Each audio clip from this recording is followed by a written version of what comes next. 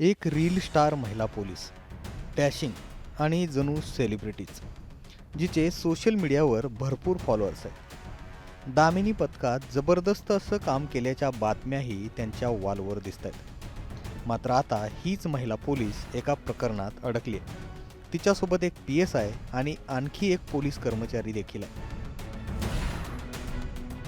Pune police दलातील या police कर्मचाऱ्यांनी केलेलं कांड सध्या व्हायरल होत आहे. एका कॉलेजच्या प्राचार्याला ब्लॅकमेल करत तब्बल 7 लाख रुपयांची खंडणी उकळल्याप्रकरणी पोलीस उपनिरीक्षकासह तिघांविरोधात गुन्हा दाखल करण्यात आलाय. या कारवाईमुळे संपूर्ण पोलीस दलात खळबळ उडाली. या प्रकरणात पोलीस उपनिरीक्षक अजित बडे, कर्मचारी सुदाम तायडे आणि दामिनी पथकातील कर्मचारी आणि सोशल मीडियावर रील स्टार म्हणून ओळखली जाणारी सोनाली हिंगे यांचा समावेश आहे. या तिघांनी मिळून संबंधित प्राचार्याला पॉस्को कायद्याअंतर्गत गुन्हा दाखल करून अटक करण्याची भीती दाखवली आणि पैशांची मागणी केली. कॉलेजमधील एका अल्पवयीन विद्यार्थिनीला हाताशी धरून फिर्यादी प्राचार्यांच्या विरोधात खोटी तक्रार देण्यास भाग पाडलं.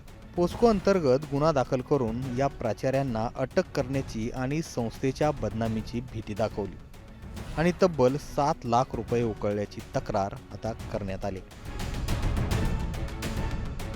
यातील हे सगळे आरोपी पोलीस शाळेत जाऊन गुड टच बॅड टच प्रशिक्षण देतात. याच दरम्यान त्यांनी हा कट रचला आणि हा सगळा प्रकार केला असल्याची तक्रार आहे.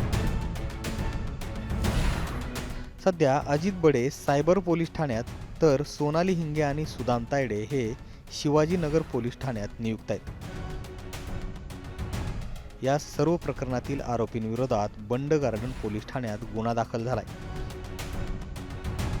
हे प्रकरण पोलीस आयुक्त अमितेश कुमारांनी सिरियसली घेतले आणि कठोर कारवाईचे आदेश सुद्धा दिलेत. या प्रकारामुळे पोलीस दलाच्या प्रतिमेला मोठा धक्का बसलाय.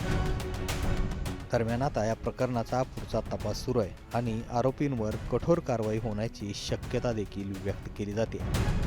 पुण्याहून आदित्य भवार, मुंबई तकसाठी.